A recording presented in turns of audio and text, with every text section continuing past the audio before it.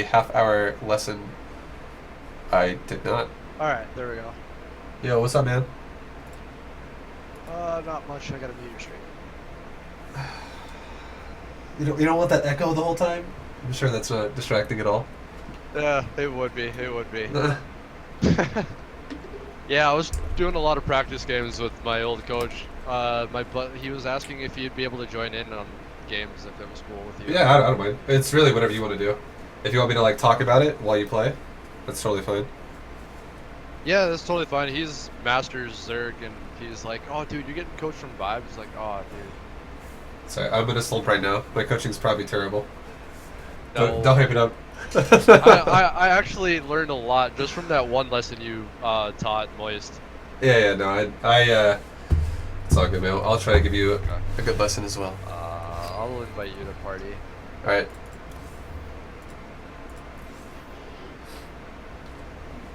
So, do I play somebody then, or like, how are we doing this? Wait. I thought you were gonna play your old coach. He just wanted to sit in on it. Oh, sorry. I thought you said you wanted to play him. Yeah, that's fine.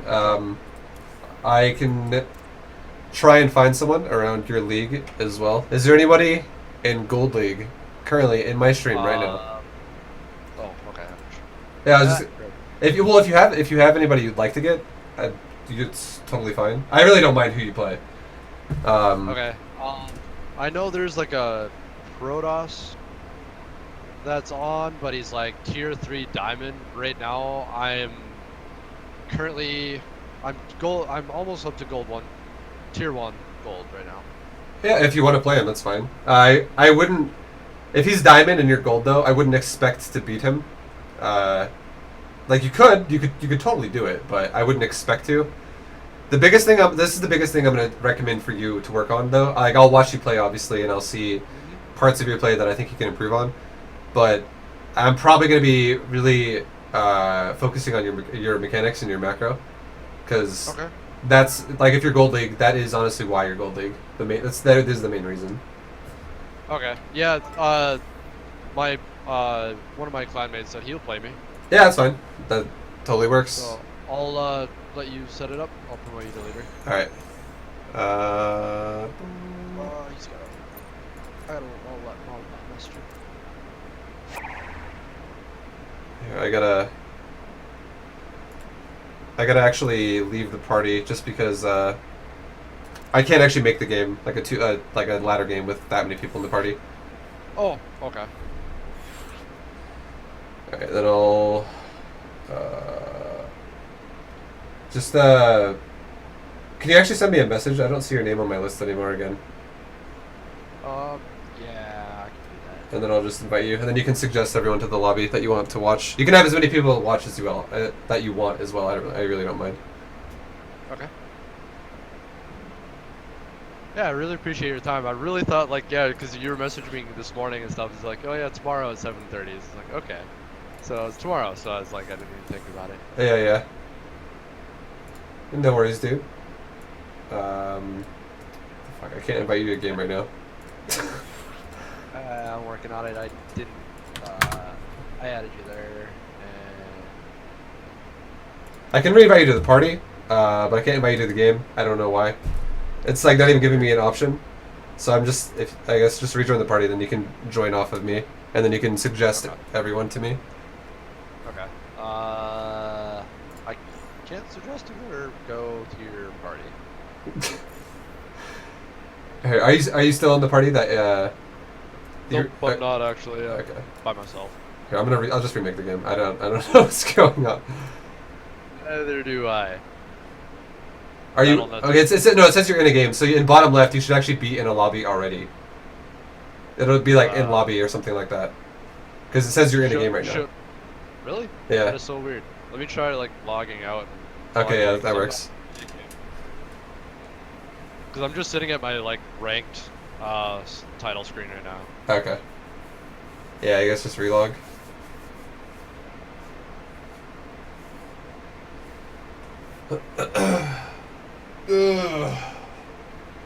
How's streaming going today? Yeah, man, it's good. Good. Just chilling. I Yeah, not too much crazy stuff happened. Just standard games. Did steal anybody's SCVs today? No, not yet. That hasn't happened yet. I actually watched that game yesterday, and I was like, that's pretty cool. It's like I want to try that someday. Yeah, no, there's definitely a lot of cool stuff you can do with Zerg with Neural Parasite. I think the easiest one to do it against is like Protoss, because Neural Parasiting an SCV it takes a while. You know, you have to do it like 7 times to build a command center.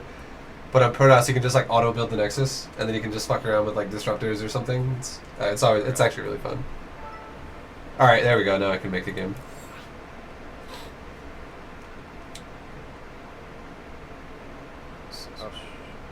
And then, yeah, just suggest all your people you want to join.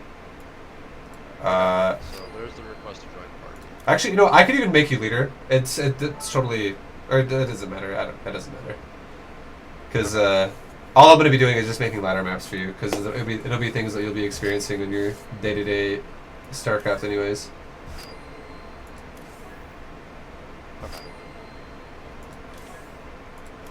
Yeah.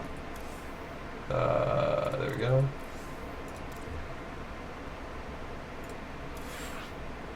Alright, so who did you want to play?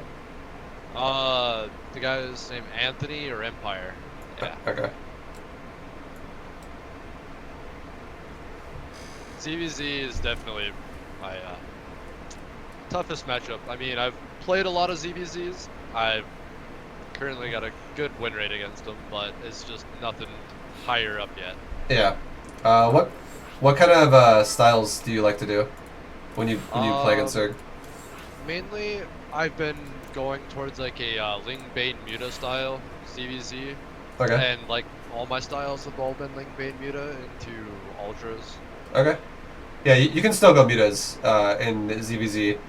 I will definitely when the game goes on, I'll try and explain some stuff to you. But it's not all. Mutas always can work, but it's not always a good idea to make banelings. Kind of just depends on what your opponent is doing. Okay. Okay. All right. Is everyone in the game you want?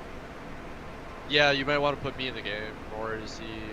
You're already in. You're get a fix, right? Oh. Nope. Wait, what? That is your guy. What the fuck? I'm tight. Oh, okay, that's right. Tight. I thought Titan was the coach. Okay, never mind. Okay, we're good. We're good. Yep. All right. Ready? Yep. Go.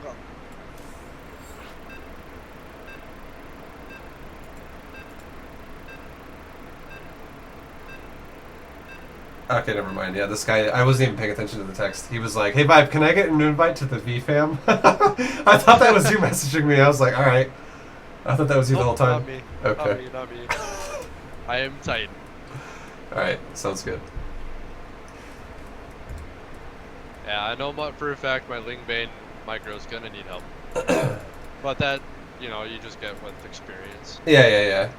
So one of the biggest things I can tell you, just starting the game off, try to never let your larva really like be sitting around. Try to get in the habit of like always utilizing your larva as fast as you can. And I like that as I say this, you're doing the gas trick already. That's good. Because if you go 14 Overlord, you should always be gas tricking anyways, since your larva will cap if you don't do that. But right now, I would be hitting SD right now, just spamming SD. And then now you can you can settle down a little bit if you want to, but always watch your supply and know what you're doing with the supply marks you're going to be going for. Like for instance, 17 hatchery is a good checkpoint, so you'd stop spamming SD. Well, I don't know if you I don't know if you're a pool first kind of a player or a hatchery first kind of a player, but hatch first mainly. Okay, yeah, that's fine. But like right now, I'd be making like another drone. Like 17 is a good idea. Then make another drone, and then make the pool.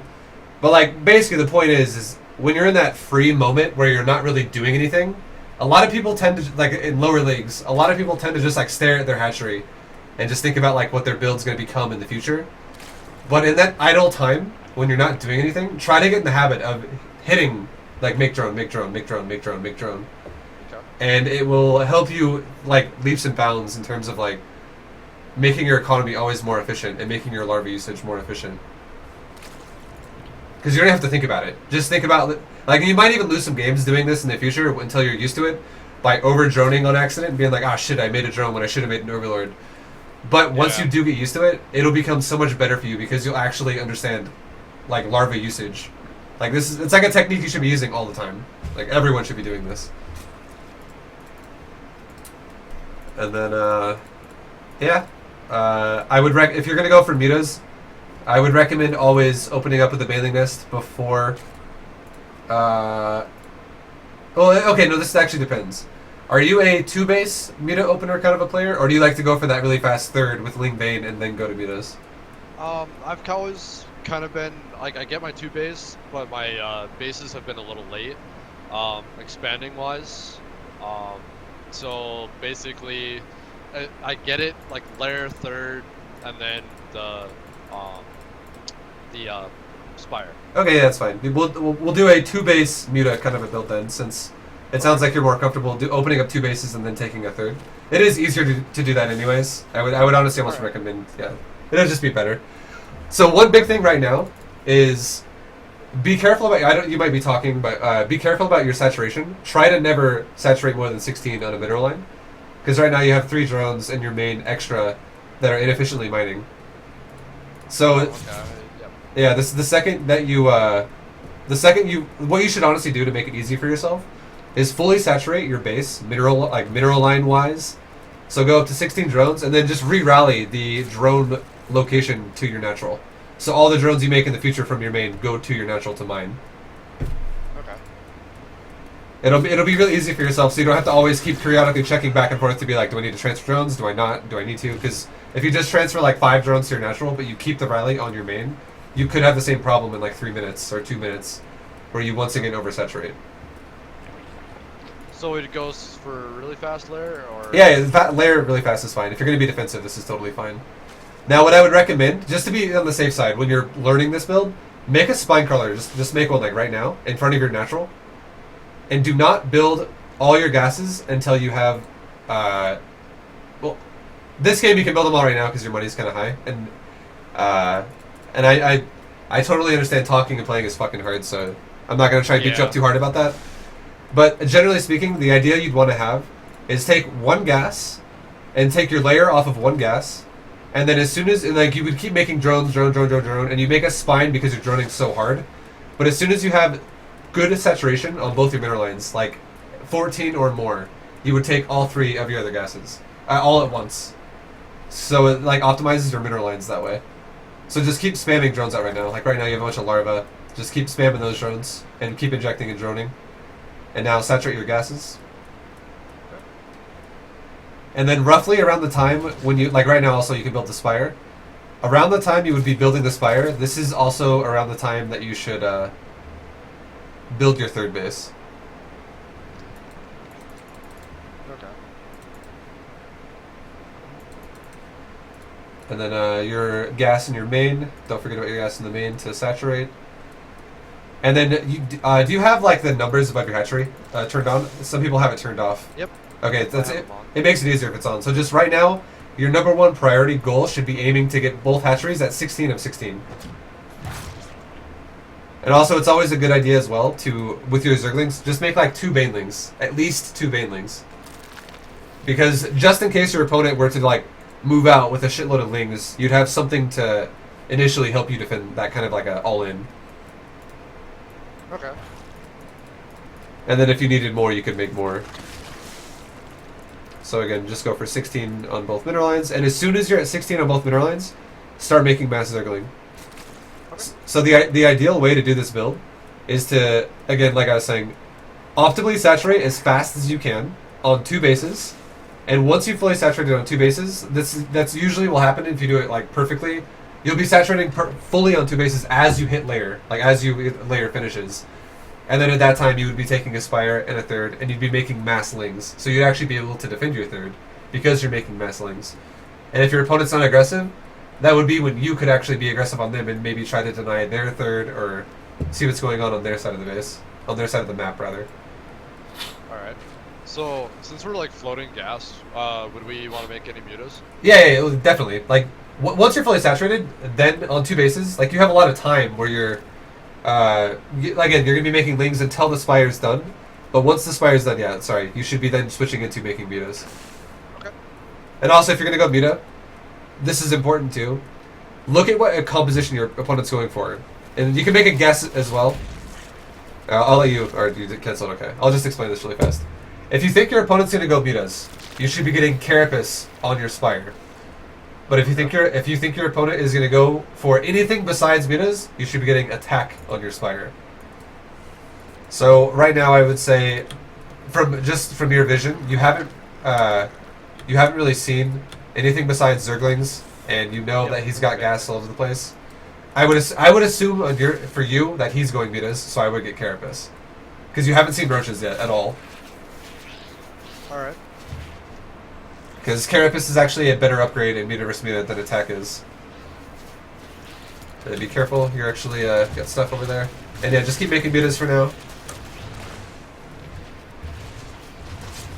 So again, we're going to focus really heavily on your macro, your mechanics. While this shit's going on, don't get like really tunnel vision and stuff like this. One of the big priorities you need to keep in mind is try to make sure you're never getting supply blocked, and try to make sure you're never letting your queens sit there and not injecting your hatcheries. So I'd say, yeah, once you get those two things, under control and you're doing it, then your next priority should be, okay, now I got to deal with his army. Now I should be trying to deal with his units. Nice Baneling hits. And be careful about the Muta. Make sure your Muta never fight without the whole group.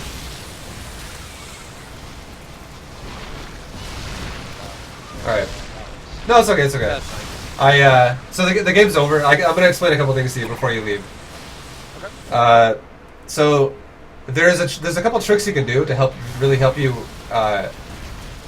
in the future, in your future games. One big thing that I definitely, again, I'm going to go back to the beginning of what we were talking about with just keeping your fingers rolling on SD, that kind of thing. That's one thing I think we should work on definitely for next game. But another thing you can do, if you like Mitas, this is really important. Try to get in the habit of adding in your Mitas that are currently being built into your existing group of Mita. And I'll tell you how to do that if you don't know what I mean.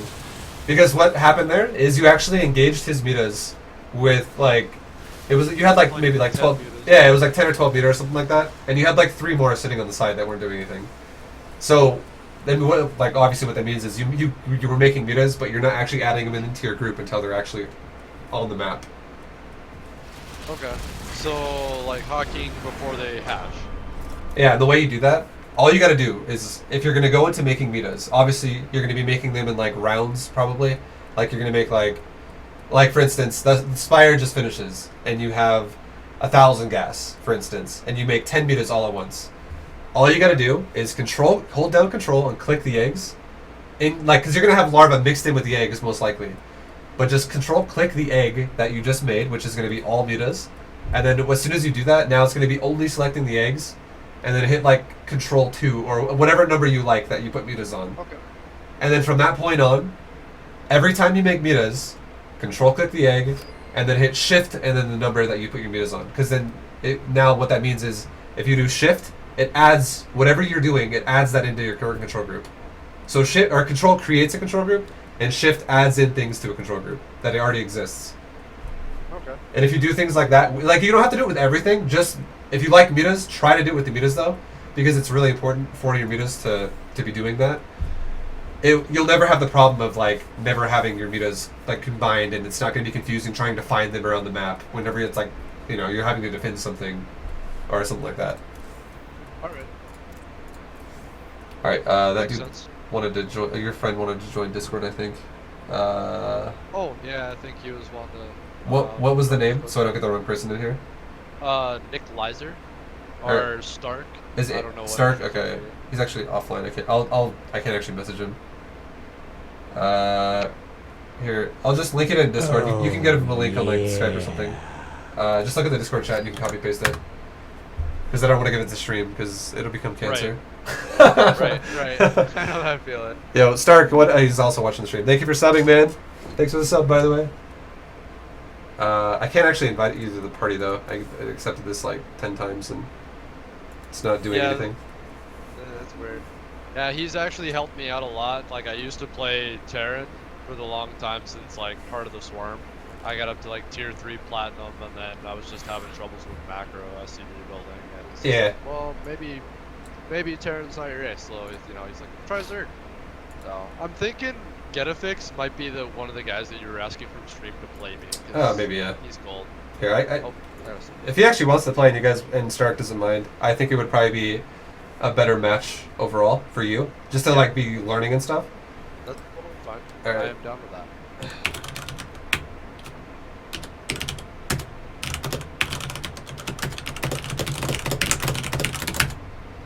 Yeah, I think I played one guy.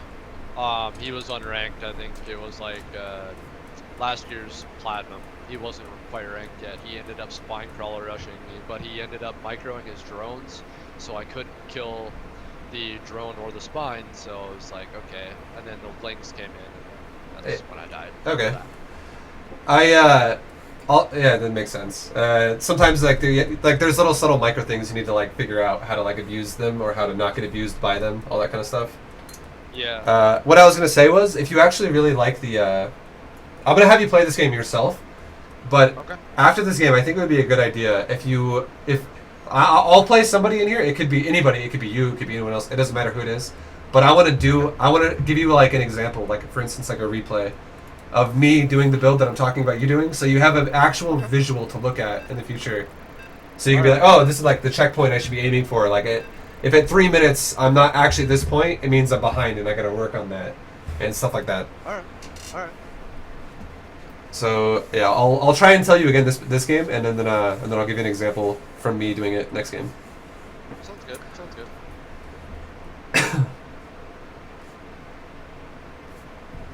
All right. So once again, just the big things we should aim for would be try to keep your larva usage really under control as long as you can. So your primary focus is going to be larva control when you're on 2 bases, because your build's not really designed to be like, you're not trying to multitask and go harass his drone lines. You're not going crazy.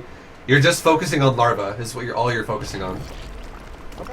Yeah. So keep injecting, and keep your fingers when you're not actually doing anything. Try to get in the process again of rolling those fingers. Yeah. I actually do. I actually have that process down. I actually spam quite a bit. It's like I've got about 400 APM. Yeah. For a cold So no, it's good. It's fine. If you get in the process of like actually using your larva like that, it's very good. It's better to learn that earlier than later. Yeah, like I've had really high APMs for my league. It's good, man. There's no problem with that. It's more like, I feel like for you then, the biggest thing is going to just be like, what takes priority? Like there are definitely things that are more important than others, and it's just figuring out what those things are that you should be you should be doing at any given point in the game. All right. All right, so get ready to make the pool. Good. And then like right now, put 3 on your gas. And so now you're at 14. So you're going to make 2 more drones. And you can even do this. You can control click the eggs right now that you just made, and you can right click them to the existing mineral line, like the main mineral line, and then re-rally your main to your natural right now. With the there you go, perfect. Okay. Now you're not going to have the oversaturation problem. Now I would make an overlord, and you can make like 1 more ling, I guess, or sorry, 1 more drone. And now I would say wait for your pool to be finished, and then make a queen, so you don't like delay your queen at all. And then you can also make 4. Always get in the habit too of making like 4 lings, right as your pool's done. So like right now, make 4 lings, and then once you do that, spam SD, and now you're gonna just be fully saturating your natural. So now you're not gonna have this oversaturation problem in your main. It's optimally saturated, and now all the drones that are gonna be built in the future are just gonna now optimally saturate your natural. So you're not screwing your own money over in any way. All right. And then with your next gas, and also with these links, I would actually go scout him. Just right click towards his main. The only reason why you do this, you only have to do it for 1 time, just to see if he's all-inning you or not. That's all you gotta look at. Okay. And now I would also make a baling nest and make a spine crawler.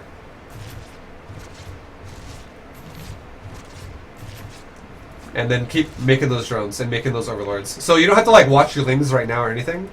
they're still running across the map. Just keep making sure you're using that larva all the time and you're still injecting. And now that your lings are at his creep, now you pay attention. And all you gotta look at is he making drones or is he making lings? And we see a lot of drones in his main so far. I would run down to the natural. Just the big thing too you can look at is look at your mineral line and look at his mineral line at the natural. He's got a lot of drones, so you're probably not getting all in. He's got about as much as you do, so you're fine. Now I would go back home and take a layer, and maybe make like 4 more lings again, or make at least 2 more. Try to have somewhere between 4 and 6 lings idle in front of your base at all times, and then keep droning. The reason why you do this is because you want to have safety. They're called safety banelings, just in case he does decide, okay, now I'm gonna all in you and I'm gonna flood 50 lings across the map, like beyond this, because now you're not scouting him anymore. So now he could be making anything. You just know that for the initial phase of you making drones, you were safe. That's all you know. But you want to have those. You want to have a couple banes just in case he floods you before you have mutas. And now this is the other checkpoint we were talking about. You've got around 14 plus drones on both mineral lines. Take all your gases now and keep making drones. And again, the big priority here is saturate all mineral lines, or all your 2 bases, as fast as possible. And the second the layer is done, make a spire. And once you're fully saturated, then you start making lings until the spire's done. And then once the spire's done, you then take your third. Or sorry, then you then start your mutas, is what I meant to say. So there you go. Now you can actually re-rally your main to your main mineral line, just because you're pulling some drones off to mine the gas thing. Perfect. Perfect. And then you can also try to take the third. You don't. If you have to cancel it, that's fine. But I would attempt to take it. And then you did it a little bit out of order. Sometimes I know you can kind of feel unsafe, but try to not make any lings beyond what you've already made if you're not getting attacked, until you're fully saturated on both mineral lines. So right now you only have 12 on both. So if you made drones instead of those lings, you would have already been fully saturated, which is more optimal. Because if you make lings and they stand there, and you're not fully saturated, it's not efficient. Alright. There you go. Now transfer 2 drones from your main to your natural, and you're perfect. Because you have 18 and 14. Perfect. And then now I would be making just mass lings. Okay, so the spire just finished, so we go still mass link? Yeah, just keep making mass ling. Or no, sorry, your spire's done. Spire's done. I know you just made lings, it's okay. But always keep in mind, as soon as your spire's done, you always rotate into spire. Alright.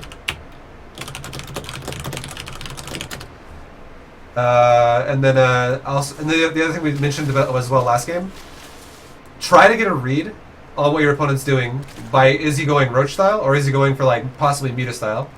When you're in this link phase, you could send like 1 ling out. Perfect. Just send 1 scout out and just try to look at what he's doing. And if you see roaches, make attack on your spire. If you see mutas or something that looks like mutas, make carapace. And you see roach warren and you see roaches, so you'd want to go for attack, because you obviously don't need armor on your mutas if his roaches can't even shoot air. But if it is muta versus muta, carapace actually does make your mutas win more often than attack does. Like, it's a better upgrade, so that's why you would get carapace if he's going mutas. And now that your third's done, always prioritize your gas at your third if you're going for mutas.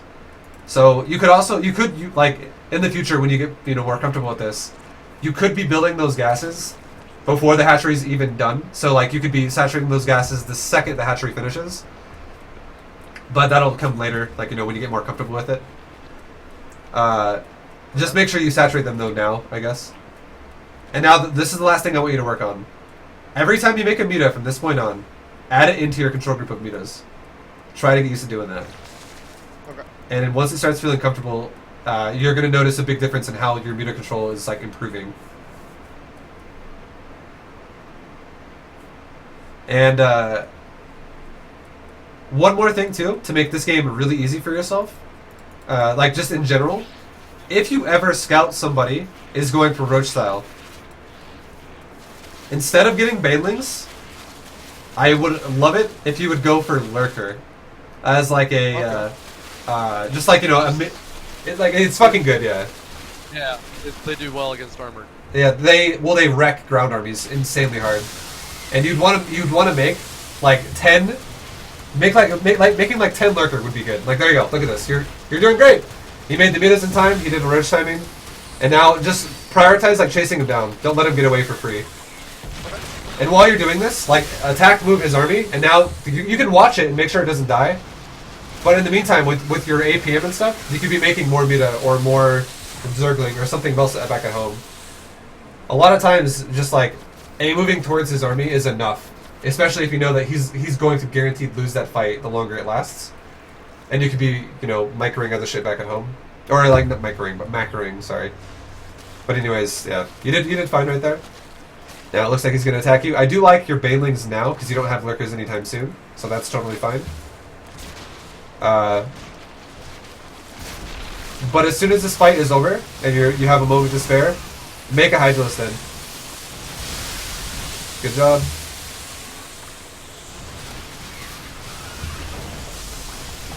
Alright, so just retake your third as well. It's okay.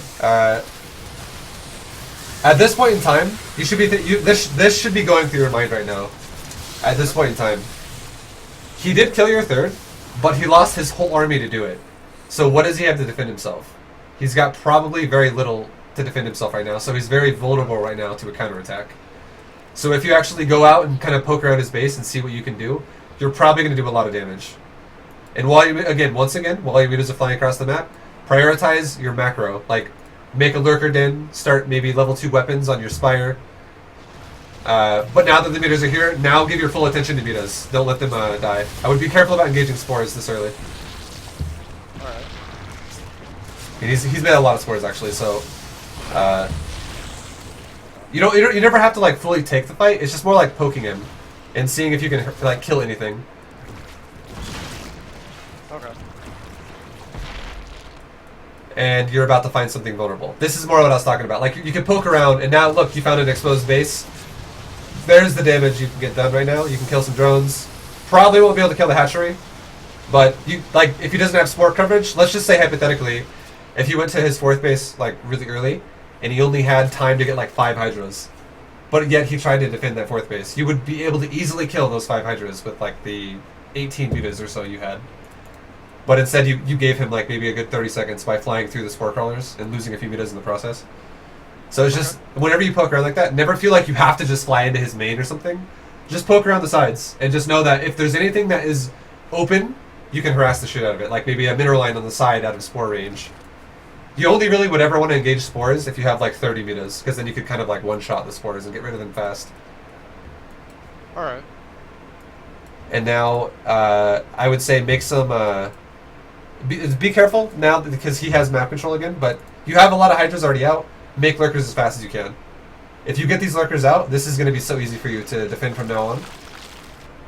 And he is attacking. I would recommend sacking the third. Just probably like sacrifice the third base because your lurkers aren't done yet. But get the lurkers burrowed as fast as you can, just to defend yourself here. And if he attacks you, you'll be able to defend with lurker. If he does not attack you though, or he's going for it, so.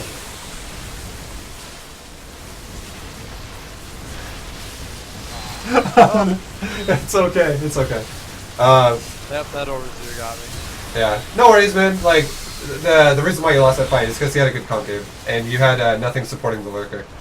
Like the mutas were in the back, and the lings. There was just like lurkers fighting a big army. Okay. But right now, priority should be retaking more economy. I would say retake your third and possibly even take a fourth now. Because I was thinking, yeah. I'm floating like 2k mineral, 3k. Yeah, no, it's all good, man. This is why I also wanted to do a game where I can give an example too, because it'll make it a lot easier. It can get really confusing having someone like talking to you the whole time while you're playing, and it's like, holy shit, like I'm only taking like a third or half of what you're saying right now, because I'm focusing on doing new shit that I'm not used to. So yeah, it's all good, man. So what time would you normally take your Evo? My Evo chambers, like for your style right now, I wouldn't even be taking them until I start a hive. Like I know you said you like to go ultras, but in the phase you've been in this whole game, you've never had a clear window to go ultras in a safe way. but I would take them as soon as I get ready to go to Hive to switch to Ultras. Okay. Because you don't need to, like, if you're tying up a bunch of resources in, like, Evo Chamber upgrades, and you don't actually have real control of the map, you're giving your opponent windows to kill you, because you're tying up gas and upgrades that's not really going to benefit you until later in the game anyways.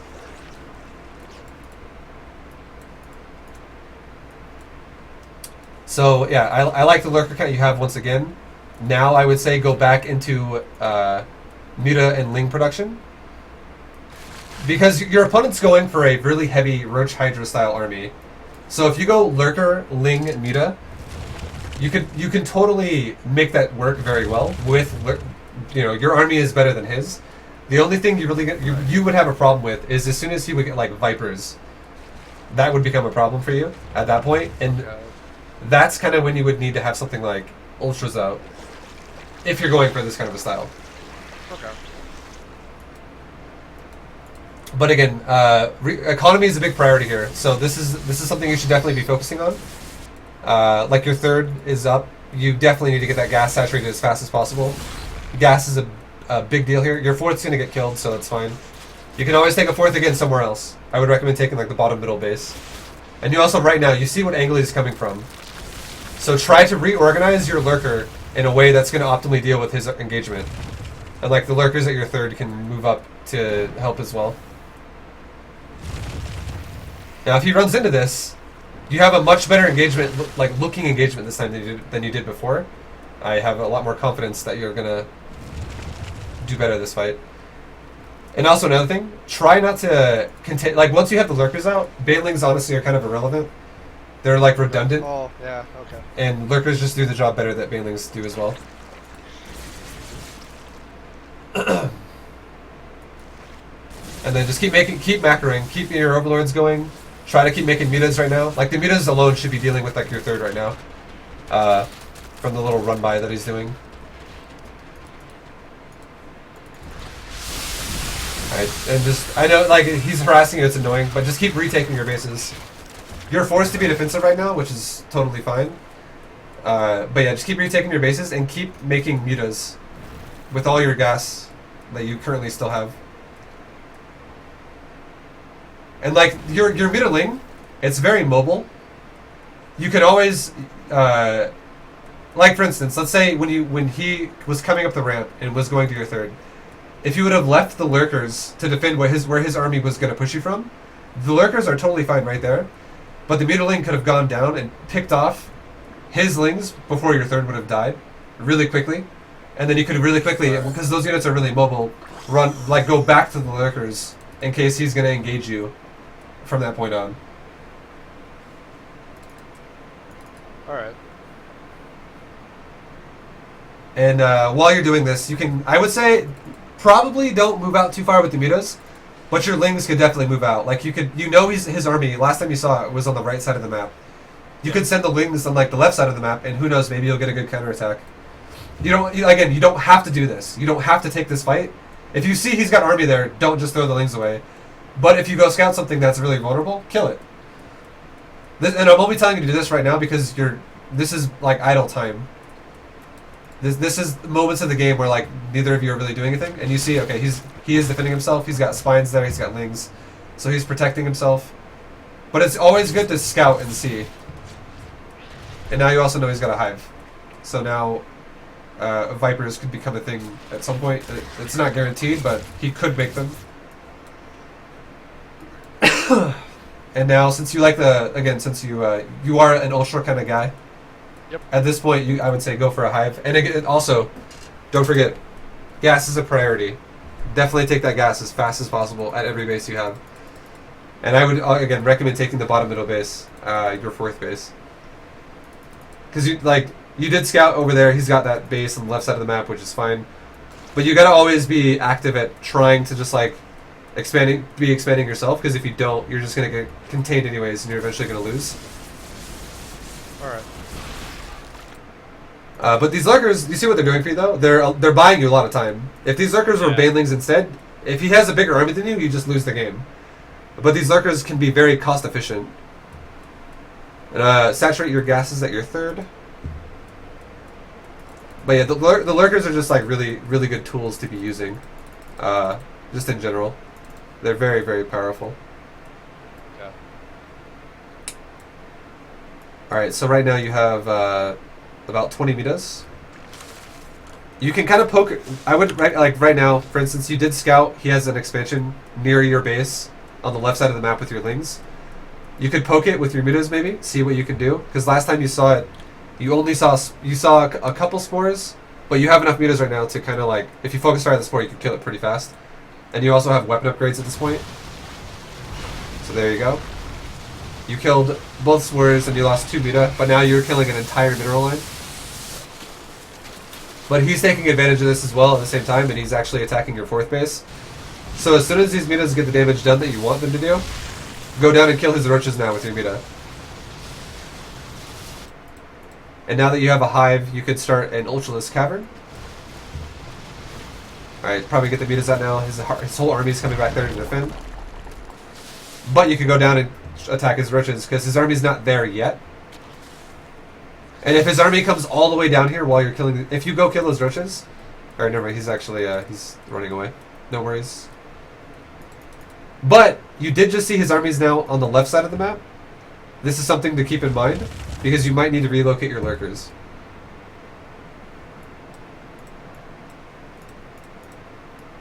But it's the whole mindset I'm trying to give you here is just definitely a really good, a sturdy way to go into the mid game, to not die to a very... You're gonna be very defensive against a wide range of things, and then the ultras come later. Honestly, like obviously, when you're gonna go into them eventually. But that's... You don't... Like, the main thing I'm trying to get at, though, is you don't have to make ultras to win the game. You could honestly win the game a lot off of mutiling. And you're killing a bunch of roaches right now. It's good. Good stuff. So, like, once again right now, the last time you saw his army was on the left side of the map. This could be another window for you to say, you know what? Okay, I have lings. They're sitting around. Maybe I'll go poke the other side again. You always want to go opposites of where his army is with your lings. So now you're going to go to the right side and to go check and see if you can find anything over here that you could possibly kill. Okay, now you know he has a couple lurkers, but you ran past them, and you just found a completely exposed base. But now his army's coming back here again.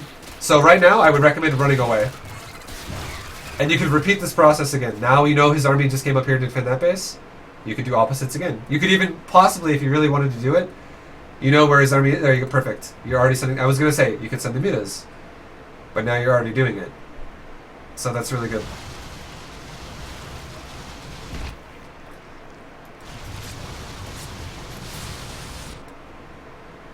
And then I would once again try to retake your base in bottom middle. You always want to be trying to keep in mind when you're in a game like this. Try to always keep your economy going. That should always be in the back of your mind. Okay, you saw his army that's on the right side, by the way.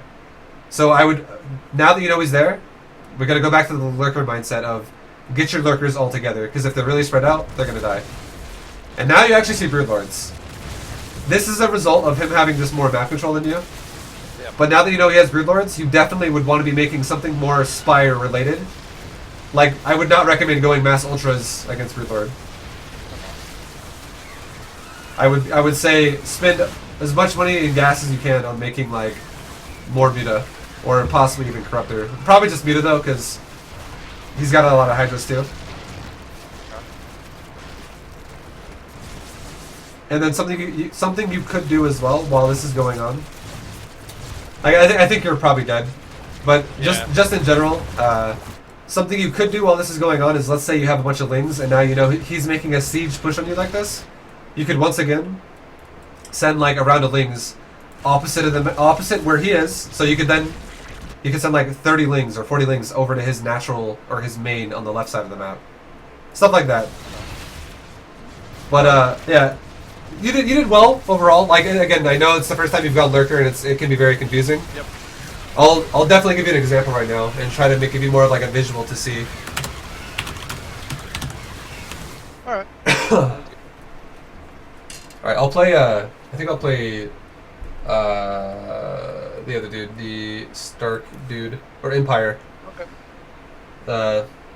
and I'll try to give you a very good example here. Okay. What map? Is there any map specifically you'd like to see anything on as well, or are you just kind of like you're whatever, like you don't care with ladder maps? I haven't really cared about the ladder maps. The only maps I really don't play, like I haven't played much of King Sejong Station or Daesan Station. Okay, I'll do. What's another map that I can do? Then I'll just do Frozen Temple again. That's fine. I'll do the same one you just played. Okay.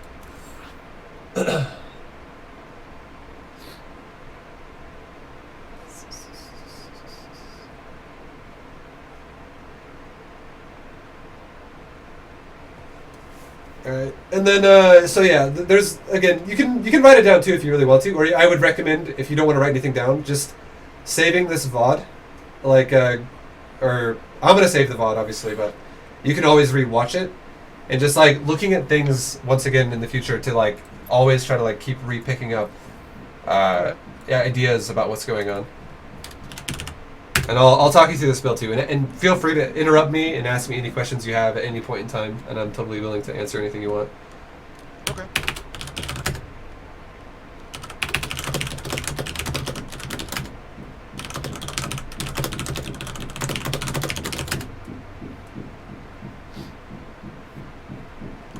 Alright, he's ready.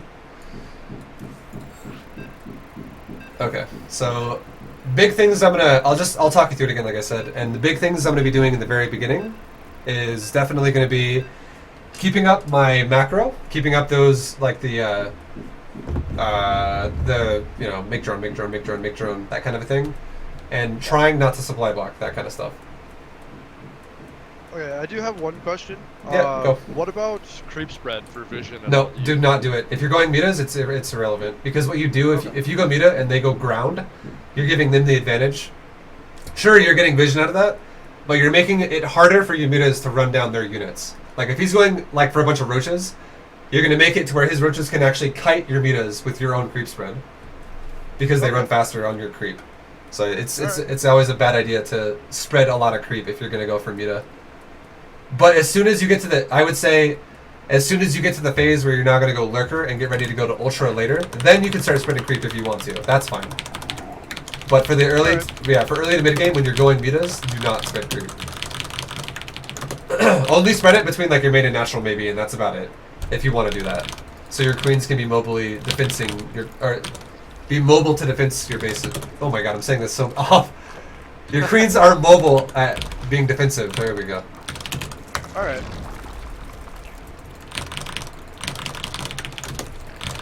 Alright, so again, I'm just rolling my fingers. SD. I did the same build as you. I did 14 Overlord with a gas trick. Okay. Another big thing too is the initial scouting through Overlord. This will also tell you information. Sorry, I made it 18. It's okay.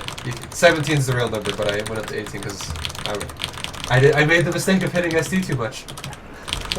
But it still works out, anyways. It's all happening.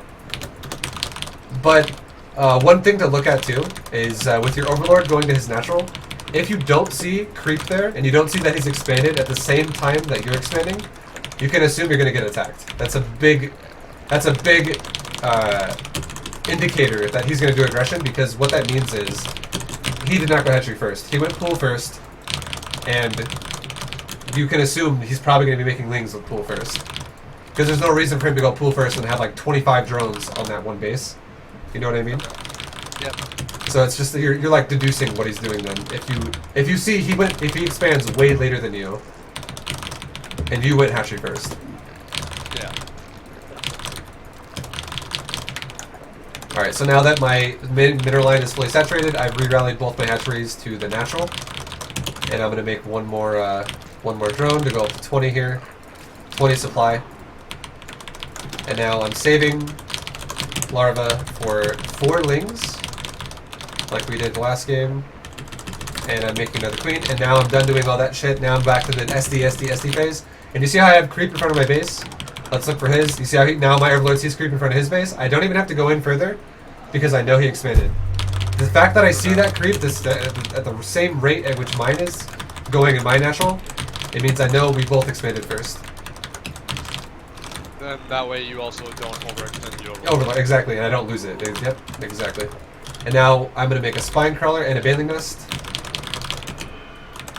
Also, you should SimCity as well, like I just did with your baneling nest, because it reduces surface area on your spine crawler, so it can't get fully surrounded. And also, you can put your queen back here like this, and your queen can be really annoying at soaking up a bunch of lings. And now we're gonna scout his natural, and we see he's got the same saturation that I do on the base. And now we're gonna look at the main, and he's only got a single gas, and now we just saw a baneling nest, so it looks pretty standard.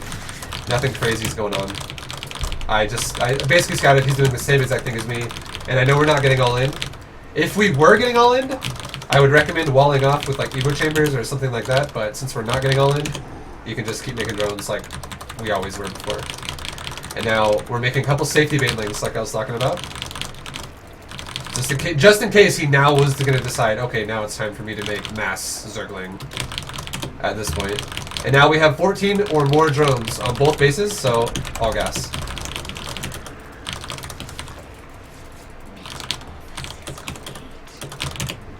And we're still making drones. And now we see he's got a third.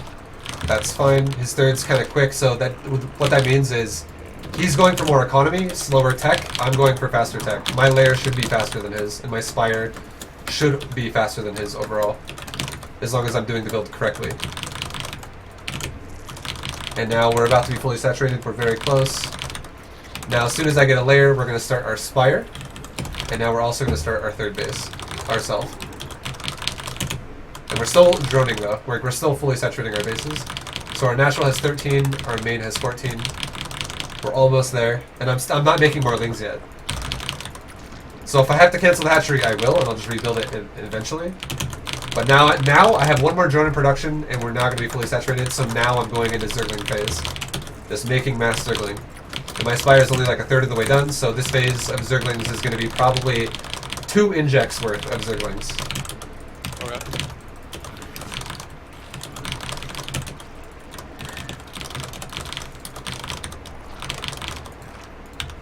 And now I'm gonna run over maybe like 2 lings to his base while I'm sitting here doing that, like just hanging out. And I'm gonna go scout and see, is he going for what looks like Mitas, or is he going for what looks like Roaches? And again, Carapace for Mita, attack for anything else. Alright. Okay, we got a bunch of gas in his natural, we got a layer in the main, we got a spire. So we know we're going up against Mitas. Okay. So for Ling Bane Micro, if you do a lot of it in the early game, would you prefer like Carapace or its hack upgrade? For Mita? Or for the spire? No, for Lings. Are you're talking about on an Evo chamber? Yep. I would probably prefer Carapace. Just because the reason why I would prefer Carapace is because your Zerglings will not get one shot by his Banes, so it makes it much harder for him to have efficient Banelings at that point. Okay. And then yeah, that's the main reason. It makes your Zerglings more durable. If you don't have Carapace, he'll one shot you. And also Carapace transitions well into going into something else, like Roaches, yeah. So we found some army, whatever. His Lynx can outrun me. Maybe I can go kill some drones. And we know the Lings are going down. We just saw them leaving south. So I'm going to run my army defensively to the front of his, or the front of my third, because that's where I'm expecting him to attack me from. Now I'll just back up, because, oh, there we go. There are the Lings again. Whatever. We'll back up. Because we're both going Mita, he's made Mita. I'm not going to go super in depth here and talk about like spawn camping Mitas off hatcheries and numbers and shit like that. That'll be in the future. That's too much right now. We'll just focus on defensively making Mita. But we know he's going Mita, so I'm not going to make Lurker. I don't need to make Lurker. Right. And I was pretty greedy, so we're having to, like, you know, be pretty careful here. I'm assuming right now he has more active Mitas than me, because I fully saturated my third. Okay. So I'm not really taking a fight, but I'm like running around. He has no idea how much stuff I actually have, And it's kind of scary just to YOLO. That's why I also left, because I don't want you to do that.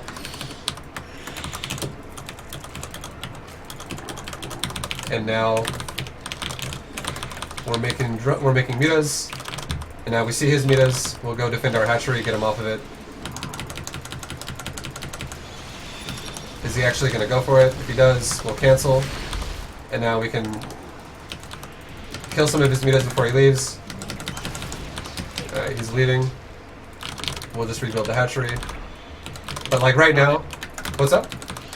So you're not needing to chase the mutant. I would have normally, but all I'm trying to do is give you a good, well-rounded example of how to control your base. But yeah, normally I would have totally chased those. I don't want him to quit the game right now. Just yet. Okay. I'm just trying to give you a foundation here. All right. So, like you can see right now, we look at my economy. We fully saturated the main, we fully saturated the natural, and we fully saturated the third. This all happened really fast. And we even tried to take a fourth, and he even denied it, but we rebuilt it right away. And now that my main is starting to mine out, we'll just transfer drones to my fourth and start building our gases at our fourth and get ready. Again, gas is insanely important when you're going through mutas. So, because the more gas you have, the faster rate at which you make mutas, and more mutas beats less mutas. Right. So whenever you take an expansion, you want to saturate your gases first. Yeah, definitely. When you're going muta style, definitely. All right. And now that we have, our economy is all under control, we have our gases set up at our fourth base, we can go around with our muta, see what's going on. There's his. We'll grab our lings too, since we see his whole armies together here. The big thing, actually, this is something too. This is about game tempo and game knowledge. If you're ever in a situation like this right now, where you have a fourth base, like you might have an advantage over your opponent in terms of overall base count, I recommend before you go take a fight, scout the map. Scout the map before you take a fight, so you know if it's going to be a good or a bad idea for where you're going to be taking the fight. Like, if I would have just fought him on that ramp right now, and let's say he has a fourth as well, I could have actually probably had taken a better fight if I would have done it somewhere else. Like, at the fourth. It's always a good idea to aim for their economy, rather than just fighting blindly in the middle of the map. And there we go. See the fourth base? So now we know he has a fourth base, because we scouted. So I'm going to send my lings up there right now. And you can do shit like this when you go meta style. Where, I'm going to go with my lings. Lings are very disposable. You can always remake them. Minerals is not the big deal here. Mutas are what you don't want to be wasting. But you see how we see his whole army here? We're not wasting the lings, we're just running around. But look at what my mutas are doing. And, well, my Banes... He just owned me with a couple Banelings, which is cool. But they're disposable, so it's fine. But the mutas over here, now we see his army. Now look at the lings. The leftover lings are actually still doing damage. Alright. So basically it's kind of like Puppet Master. You kind of string him one way and... Yeah, hit him, yeah, exactly. And my lings are still doing damage in his natural. Okay, now he's actually going Viper, which is really good for him.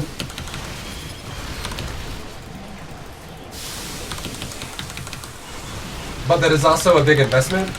If you were to like split up your army, then the Viper becomes a lot less scary. So he just lost. He lost his whole army. That I feel like that. I feel like the way he did it is actually kind of better. You should probably go Viper. When you have Mutaverse Muta, it's actually a good idea to eventually get Viper, because it really requires the other Zerg to. Okay, so I want to explain really quick what just happened. I kind of did that in a way that requires more micro than anything, with the Muta at least. So when you make a Viper requires 100 gas in making an infestation pit. It requires 150 gas in making a hive, and every Viper requires 200 gas to make the Viper. Every single 100 gas that is being taken to go into Vipers is one less Muta you're gonna have. Now, right. I think he had 3 Vipers there. I might be wrong. I think there was 3 though, if I recall. So I think that's 600. That if it is 3, it's 600 gas plus the additional 250 to make the infestation pit and the hive. which would put it at 850 gas. Now that's all. That's 8.5 mutas less that he has than me in just gas alone. So what that means as well is, if he has 8.5 less mutas than me because he went into Vipers, if I were to have good micro and I pick out the muta that has a parasitic bomb on it and I take very little damage, all that means is that one muta is really screwed over because it's got a bomb on it, and it's going to take I think it's 60 damage over time. But the rest of the mutas aren't taking any damage, and I'm just outnumbering his muta flock by an additional 8. Or it's really 7 now, because he kind of just like took out one of my mutas, whereas I still have 7 more, which is why that happened like that. Also, there might have been even a bigger... We're also talking about the fact that if we both have identical gas all game. But yeah, this is, again, a little advanced with that kind of logic. The best thing you can do, though, I do like that he went Viper. The best thing you can do when you're going muta versus muta is try to get to the point to where you feel like you have control of the game going mutas, and once you do, then go Viper, and then only make like 4 max. And then every time the fight happens, you can try and throw bombs in their army, and if they don't split, you're actually going to do a shitload of damage to their mutas. Right. That's actually not a bad idea. Okay. But yeah, like the big thing I wanted to show you this game though is just the opener. Like it's very defensive. Right. It's very macro oriented, and what I recommend you do in your games is write down, like, save this replay and write down the times. Like watch it one time and like be like, okay, he's fully saturated on the main at this time. He's fully saturated on the natural at this time. Gas is included. He starts the Spire at this time, and he starts his third at this time, and then he's fully saturated on the third at this time. Like, stuff like that is really important in terms of, like, developing your build, giving your build, like, a foundation. And it'll definitely, like, if you can hit those checkpoints yourself, it'll definitely make you feel like you just have more overall in your army, because you macroed well early on. Alright, sounds good. Yeah. Alright. So, I'll, we're at an hour, but let's play one more game. I don't really give a fuck. Let's play one more game, and I'll watch you play one more time, and just try to. Do you want to do the muta thing again? Do you want to do something else? I was gonna try this. Let's go with muta one more time. Let's go with muta one more time. Okay, that's fine. All right, just for the sake of repetition, let's do Frozen Temple one more time. Okay. My buddy Stark was, he's in Discord, but he said he couldn't join the channel. Oh, really? Yeah. Oh, there we go. I don't even know. What's up, man? Alright. Hi. Alright, Frozen Temple. Okay. Alright, so I'll watch you play one more time. You can play Stark again, I guess. And then, or actually, no, I'll have you play Getafix, because I didn't know if he was going to join again or not. I just had to relog on StarCraft. Alright. It's being gay. No problem. Alright, so, yeah, just, I'm gonna kind of let you play more than talk the whole time this time, because I know it's very hard to be distracted the whole time while you're playing. So basically, I'm gonna watch you play, and if I see you making a big mistake, I will tell you that. And then if you have anything you want to ask me again, feel free. But I'll just correct you if I see you making errors, and I'll let you I'll let you kind of just go ham here, and then we can talk about it after. Hey man, good luck. Thank you.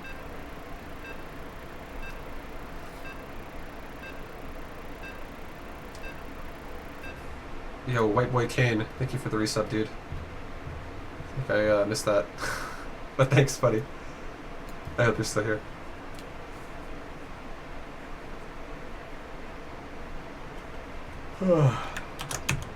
Whoops.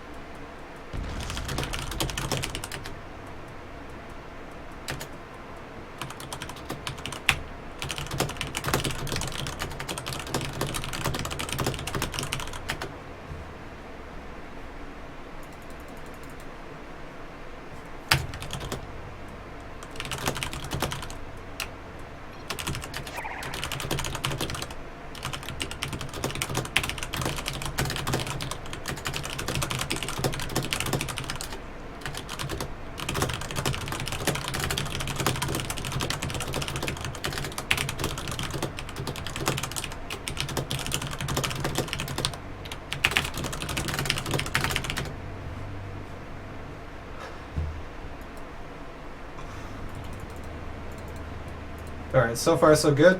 You're doing a good job. Just remember to always rotate the hatchery rally point once you're saturated on the main.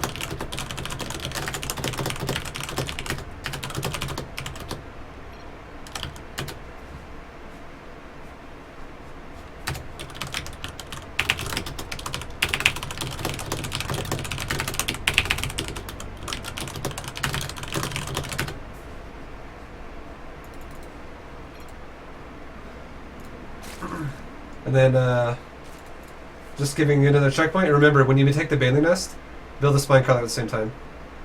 Okay.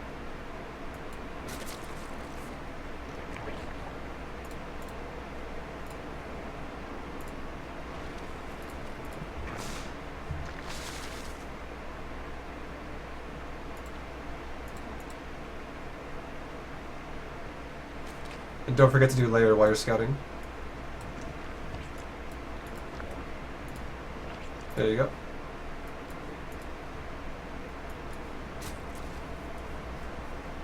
So far, so good, man. You're doing a good job so far.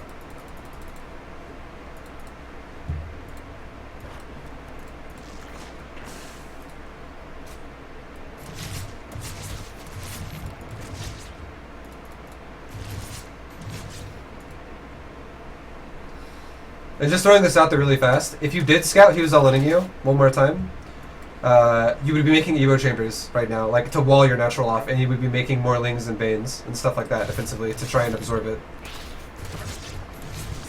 And if it was Roaches, you would be making Spine Crawlers. If it was mass Lings, you'd be going Evo Chamber Baneling. If it was mass Roaches, you would be making Spines. And possibly your own Roach Horn. Anyways. I'll stop distracting you now. Good luck. No distraction. It helped.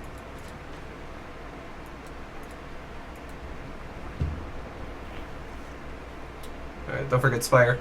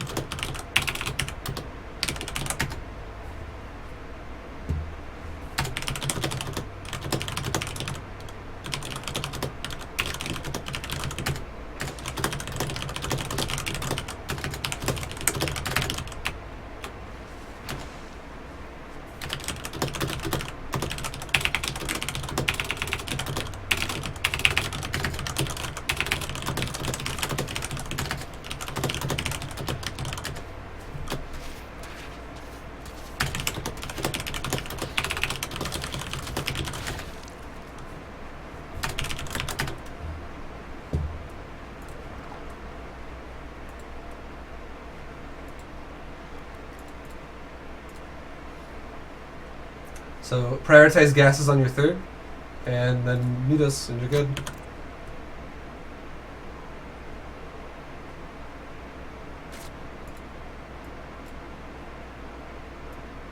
Also, be careful of your Banelings. Don't ever leave them in the middle of the map, and you're gonna see why in a second. Well, you have more, but it's a cute, clever move to be in the weeds like that. But I guess you had other Banes, so you're fine. You just never really want to like expose your actual base from a different angle.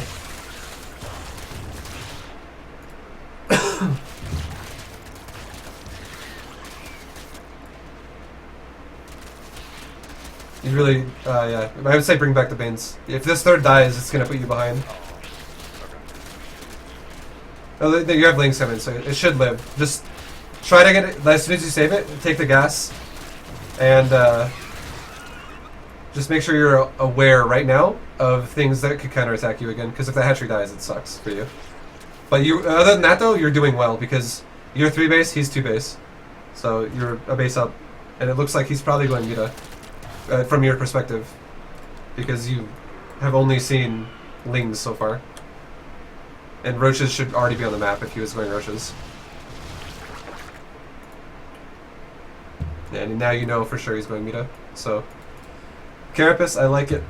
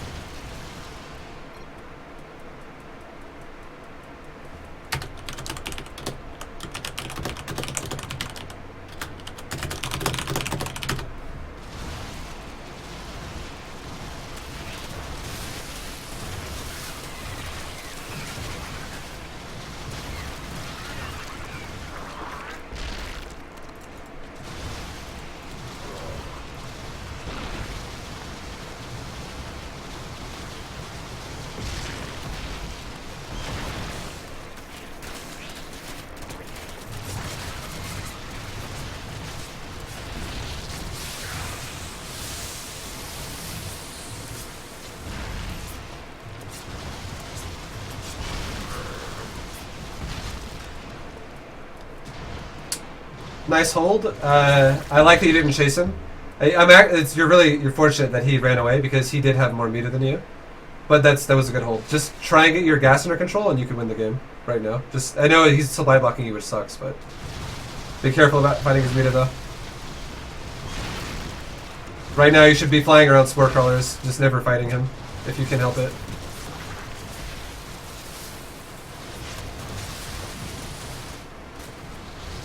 This is a weird situation where if the other guy has the momentum with his meter before you do, then you're put in a really tight spot. But the supply block is why. Yeah. So, I think that's game. But yeah, no, I think you're dead. It's all good though, man. You did well. Other than up to the very end here, you did well. Just again, I did tell you before the lesson started. It's 100% macro. Yeah. If you just work on it and practice it, your macro will get better.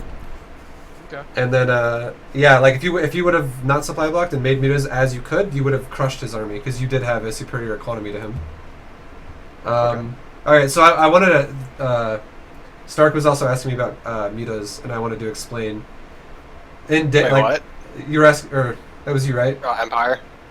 Yeah, or Empire. That I was getting asked why go Muta, go Carapace and all that shit, and I was gonna explain why right now.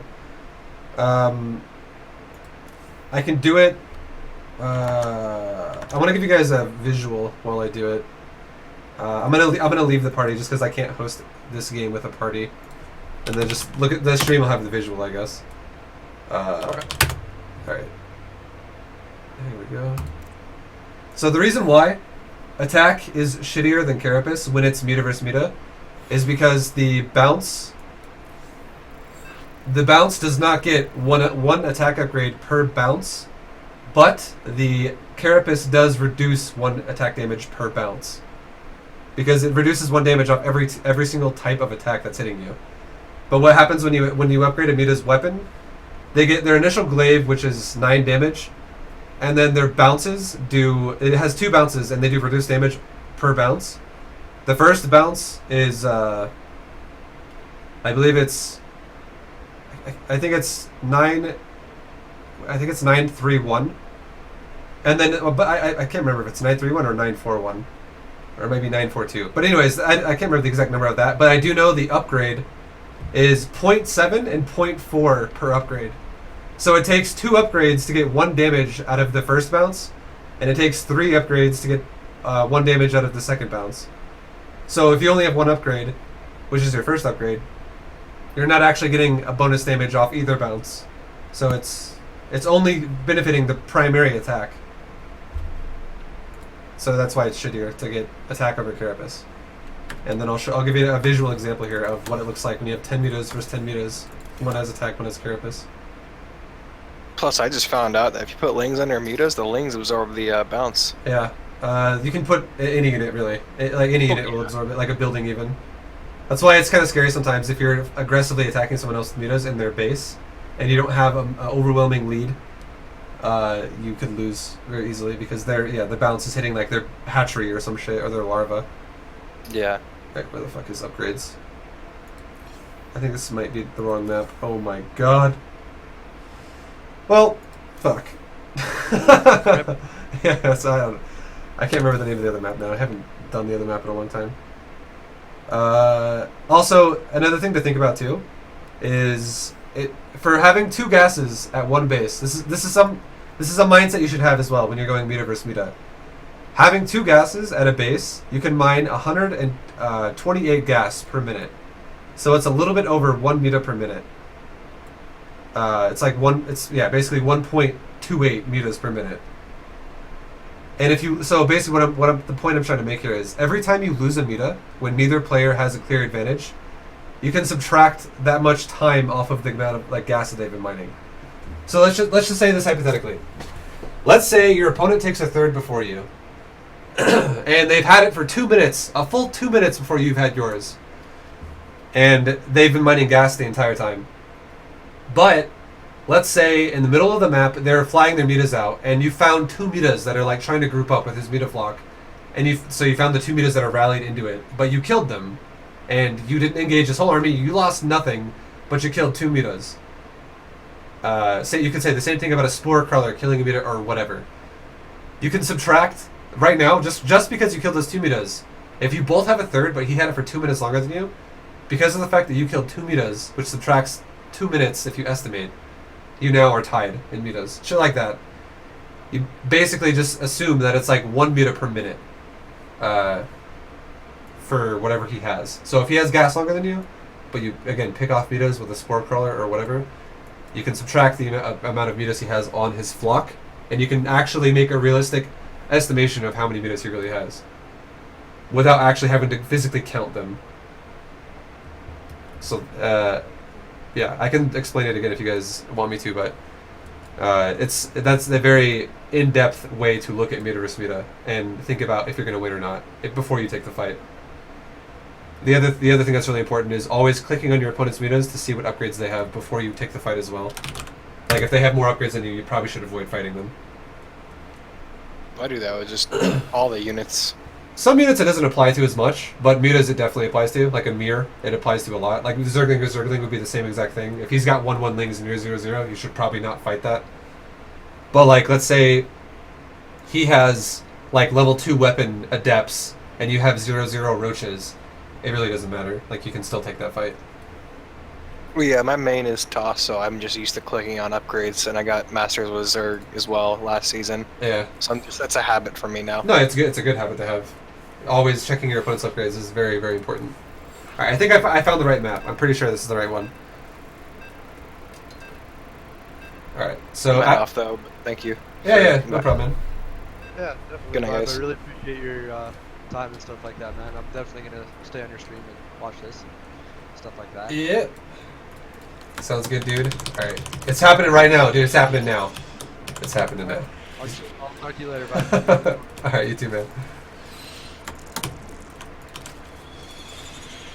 Okay, so the point is you have an attack upgrade versus a Carapace upgrade. Left Carapace, right is attack. So the mutas over here on the right should lose. That's what's gonna happen. Now we'll watch. No micro included. Mutas on the right will die.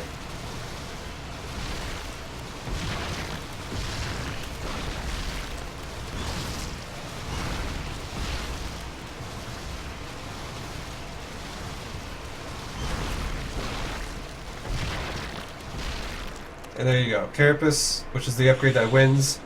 Again, the reason why is because I can actually test this out. Let me see the exact number here of the bounce. So I just wanted to make a unit that the bounce will hit, and I want to figure out the exact number. Alright, so I'm going to attack these Marines one time. The first Marine should... I think it's 942. The first Marine should take 9 damage, the second Marine should take 4 damage, and the third Marine should take 2 damage. So we have 3 damage, 1 damage. Oh, it's 931. Never mind, sorry. 931 is what it is. So basically, this Muta, when you get the attack upgrade, it goes from 9 to 10. Or, why am I typing? It goes from 9. The main attack. The Muta has 3 attacks, by the way. The first attack goes from 9, 10, 11, 12. The second attack goes from what is it? 3 again? Yeah, it's 3. It goes from 3, 3.7, 4.4, 5.1. So that is what the... And it doesn't actually do the next number of damage until it goes to the next number of damage. So if the Muta does 3.7, that does not mean it's doing 4 damage. It means it's doing 3 damage. It rounds down. So yeah, it does... Yeah, again. The first bounce does 3. Attack upgrade number 1, 3.7. Attack upgrade number 2, 4.4. Attack upgrade number 3, 5.1. And now the final bounce of damage, which is 1 damage, and it gets 0.4 per upgrade. 1, 1.4, 1.8, 2.2. That's why Carapace is better. Because Carapace, when you have Muta vs. Muta, you'll have the Carapace taking 1 damage off guaranteed every single time per bounce. Every bounce takes 1 reduced damage. So one guy's Muta is doing 10 damage. Well, okay, that's not true. Okay. I'm going to give you the numbers exactly to what they're doing when it's Carapace versus attack, and like when you subtract it and shit like that. So you already know the numbers of what it does when it gets attack upgrades, which is, once again, it does 10. This is attack upgrade level number 1. This Muta would be doing, or this Muta over here. And again, you guys can rewatch this if you want to, if you want to hear this again. This Muta does 10, 3.7, 1.4. That's what its bounces are doing. 10, 3.7, 1.4. Now this Muta, damage-wise, is doing 9, 3, 1. Okay? So what does that mean? If you round down every time, the only real upgrade you're getting is the first hit out of your Muta, which is the 10. Now Carapace reduces everything by 1. Okay? This guy doesn't have Carapace because he has attack, so the Muta without Carapace again is doing 9, 3, 1. But now, in terms of taking damage, this Muta that has 1 attack is now going to only deal 9, 2.7, and 1.4. You have to always have 1 damage, by the way. There is no physical way a unit does 0 damage in this game. If you have 10 armor and a unit does 5 damage, it will take 1 damage. Because that's just the way it works. Like, you don't do 0 damage. So yeah. You basically don't get the decimal benefits. That's the whole point. You don't get the decimal benefits, but you do get the Carapace benefits. So this Muta that actually has 1 attack upgrade is actually doing less damage than the Muta who doesn't have an attack upgrade. You guys understand? So I'm going to tell you the real damage that they're doing. This is the final thing I'll say. If you're still a little confused, damage, or Muta that has Carapace does this much damage. 931. 931. Muta that has attack upgrade does this much damage. 921. The first bounce is what makes you win the fight. Does that make sense? I hope that makes sense. If it doesn't make sense, you rewatch what I just said, and it will make sense. Does the bounce only go to other units?